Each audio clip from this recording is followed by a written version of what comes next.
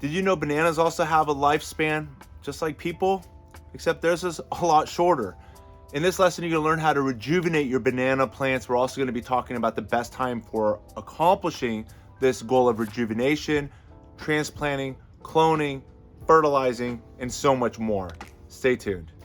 Hi, my name is Charles Malk, your biologist and plant expert with Ivory Organics, where we grow cool plants and authors, saving the world with the home garden. And in this lesson, we're going to discuss rejuvenating your banana plants. Just here behind me is an ice cream banana that we have enjoyed harvesting annual banana bunches weighing as much as 50, 60 plus pounds each. It's been super exciting. However, for the last 2 years, we haven't been enjoying that harvest of banana bunches. And it led me to think, like, how long do bananas have productivity years? And the answer is, surprisingly, most research will say about 5 or 6. And that's in fact about how long this banana has been standing here in our garden. And even though some bananas and research will say that bananas can live 25 and even upwards of 50 years, because the crown, as I like calling it, but also referred to as the rhizome, since the banana spread from that rhizome here, which we're going to be, examining in close detail shortly, is basically creating more banana pups from year to year. And those bananas are typically managed, limited to anywhere from 1 to 3. And then those create the next generation of banana flowers and ultimately banana fruits that you and your family get to enjoy. Another quick misconception I want to share with you is that a lot of research out there will say from the time you plant your banana, and if you can get it to flower in that first year, you can enjoy from the time of flower to fruit, the fruit in as little as about 3 to 6 months. And most of the people in my grow zone, being here in Los Angeles, down into Orange County, and a lot of the plant experts I talk to, they say when their flowers bloom in summer, and if it doesn't ripen that summer, then that fruit is going to remain hanging on that plant through fall, winter, and until the following spring, until the temperatures are now warm enough to ripen that bunch of fruit. So over the years, as long as I've had this plant, I've always had extra pups to give away. And the pups are genetically identical clones to the parent plant. And if you want more of the exact identical plant, what you do is remove one of the pups or one of the daughter plants, and you can basically plant it somewhere else, and someone else gets to enjoy that same genetically identical flavor, performance, height, and so forth of the plant you have on your property. So what we're going to do today is we're going to take one of those clones, one of those pups or daughter plants away from the parent plant, and use that to rejuvenate and bring youth and life to the original parent plant. But we're actually going to be planting it in a different spot from the parent plant. Actually, we're only going to be moving it about 1 foot or 2 away from where the original crown is, and then we're going to completely uproot the original crown of the plant. We've also demonstrated several videos about also constricting and controlling the size of the crown, because that crown will continuously grow. And here in the backyard orchard, where we've got plants closely grown to one another, on average about maybe 10 feet apart, maybe 15 in some cases, that the goal is they're so close to one another that if we allow this crown to expand, it can encroach on other fruiting plants that we also want to get to enjoy, and make sure that they have their respective amount of light so that they can also support sufficient yields of fruit.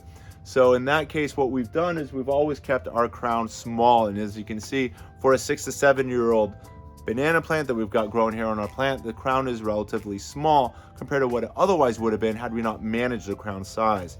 And now we're actually going to be controlling the crown size together, and at the same time removing the resulting pups from constricting the crown, which I'm eventually in this demonstration going to be removing. So now I want to share with you the best months for actually accomplishing the transplanting of your pups, or also, again, some people call them the daughter plants.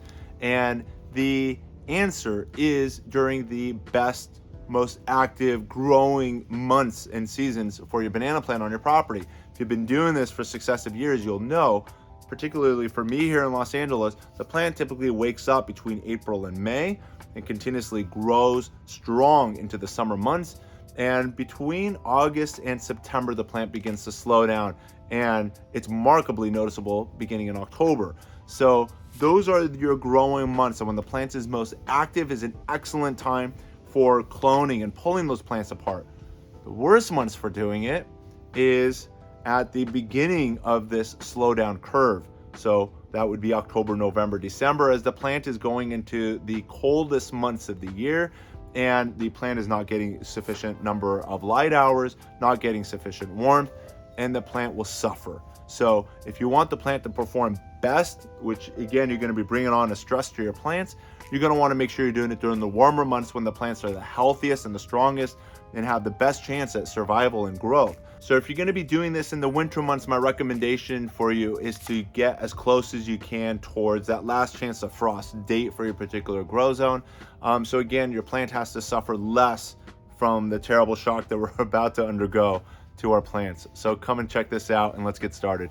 So this here is the banana crown, as I like to call it. As you can take a look, you can see all the history. This here was once a banana plant that fruited for us. After it fruits, the plant dies back, and then the pups surrounding it, and again, these are all genetically identical clones that want to do exactly what this parent plant did, can, if you can get this off and get it to root and grow, you'll actually have another plant. Check out how tall this is, about 10, 15 plus feet tall. And then once it reaches its desired height, it goes into bloom. And again, most research will say in about 3 to 4 months, you'll have resulting fruit. But in this case, again, and for a lot of gardens I visited here in Southern California, typically blooms in the summer and you don't get to enjoy fruit until almost 6 months later. So what we're gonna do now is, and these are little pups, I'm gonna start pulling out as many of these little pups that you see around here, starting with these little guys in the front. And I'm simply using these 2 shovels, one large and one small, to get as many of these clones so we can create the next generation.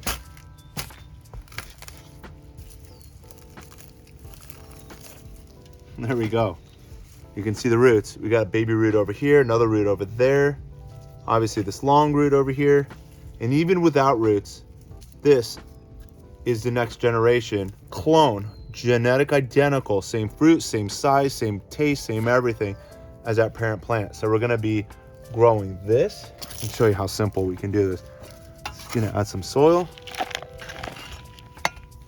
We're just gonna plant that clone, spiraling that long root into the container. Once it wakes up, I'll definitely up pot into a larger pot. Chances are this is gonna end up in somebody else's garden. So I'm just trying to get it started here. And we're gonna put it in a place that gets morning light, afternoon shade for the first week to 10 days, and then transition into a place where it gets more light because bananas love the sun. So now let's continue with the others.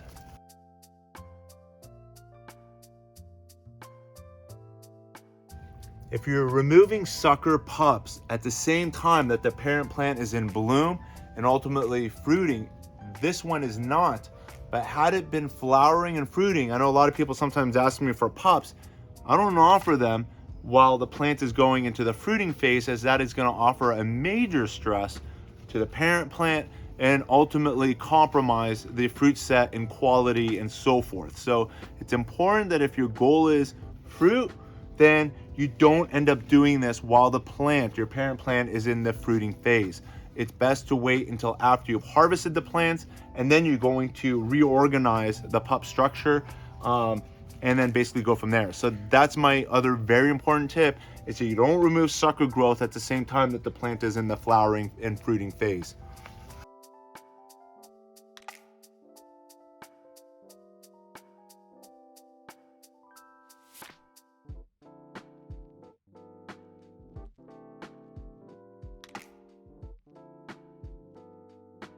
So my daughter Isabel just got this little baby pup off the banana. It was right in this zone over here. And as you can see, this here is the next plant.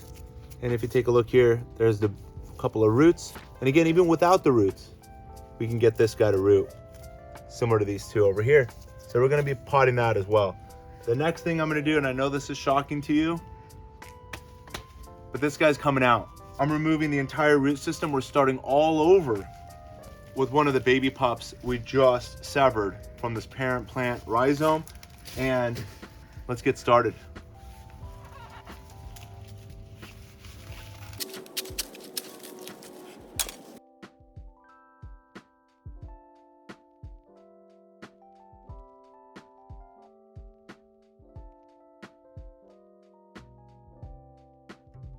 So my daughter was asking, is this mold?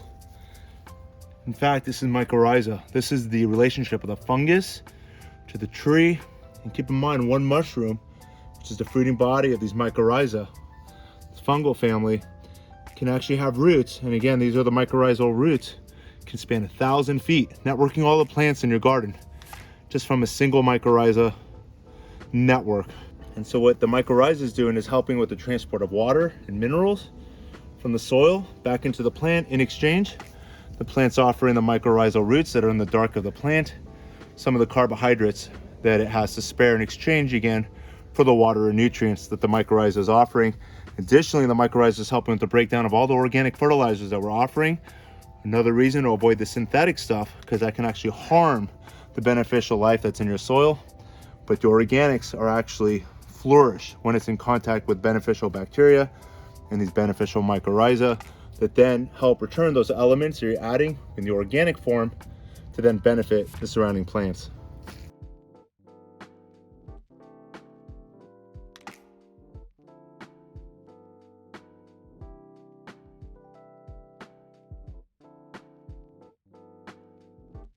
Now that we've leveled the soil and you saw how easy it was to remove the crown of the banana plant, what we're going to do now is prepare the planting hole, and we're actually moving it literally just a couple of feet over.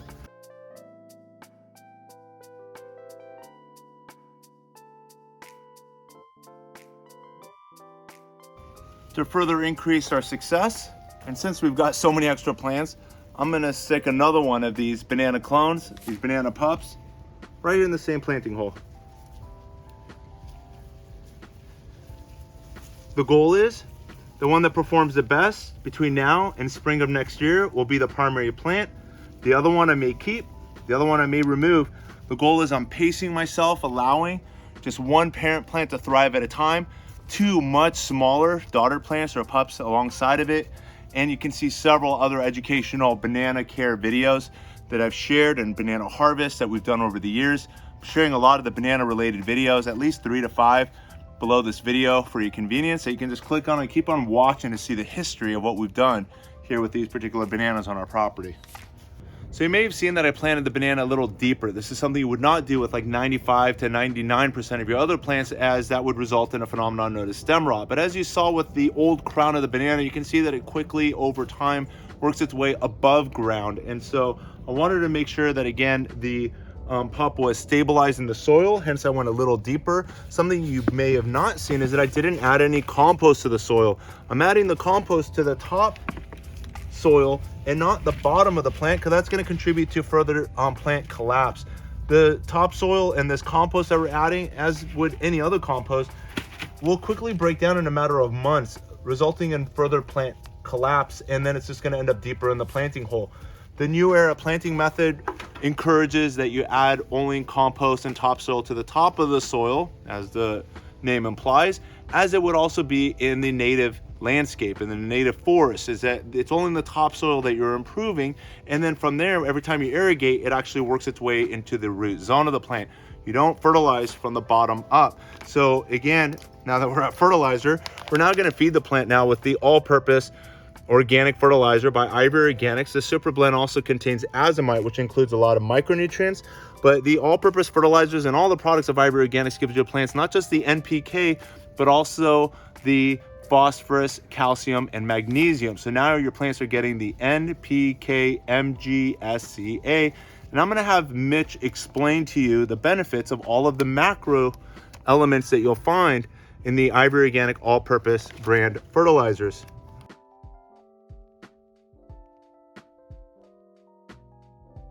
Nitrogen gives plants that dark, rich green color and promotes growth. Phosphorus helps fruits and flowers grow in abundance, plus aids in drought tolerance. Potassium helps plants be resistant to diseases while supporting root development and strength. Magnesium helps make up the heart of the chlorophyll molecule, which is responsible for photosynthesis, the process by which plants convert water and carbon dioxide using light energy from the sun into sugar molecules. Sulfur helps turn those pale green plants into that beautiful, dark, rich green color we all love to see, and is necessary to optimize the plant's metabolic processes. And of course, calcium, which is the building block of all plants' cell walls. So lastly, we're going to deal with transplant shock. And to minimize transplant shock to your plant, as you see, we did some pretty dramatic stuff, right? What we're going to do to deal with transplant shock is the first thing we're going to do is cut the leaves by 50%. So here we are with our paper scissors, and we're simply cutting them to, one, reduce on the amount of transpiration, which is the water lost by the plant. And that's going to help the plant better retain moisture since it's not going to be drying out. So this is going to help the plant better retain moisture as the roots start developing in our planting hole. So now we're going to spray it with the Ivory Organic 3-in-1 Plant Guard Ready to Use Spray, protection against damaging summer sunburn, insects, and rodents for uses on your rose, fruit, nut trees, ornamental trees, and shrubs, for use in organic production. And then it's healthier than latex paint, tar-based products as it dries on porous, allowing moisture to pass and nutrients to pass. But we're not going to spray the leaf, and it basically results in this milky film that's going to help repel the excess light, which is going to help the plant prevent damaging summer sunburn, first, second, and third degree burns. And additionally, it's going to help the plant better retain moisture. This is an important consideration for your new plantings to keep them from burning. And we're going to go all the way down the stem as well and protect the entire structure. The product's going to further help protect your plants from also the effects of damaging pests, which is highly likely when the plant is newly planted and its immune system is down. The product will actually then offer protection with the added benefits of what's in the product is garlic and cinnamon and castor, in addition to diatomaceous earth, all of which are insect repellent benefit to the plant. Additionally, the product, once sprayed on the plant, will last an average of 90 days. So for your spring plantings, this will protect your plants going into the summer.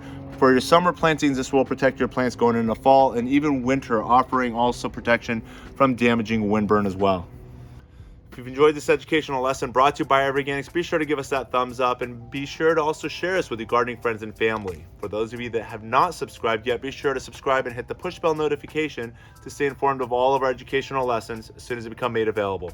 As always, keep growing with Ivory Organics and wishing you all happy gardening.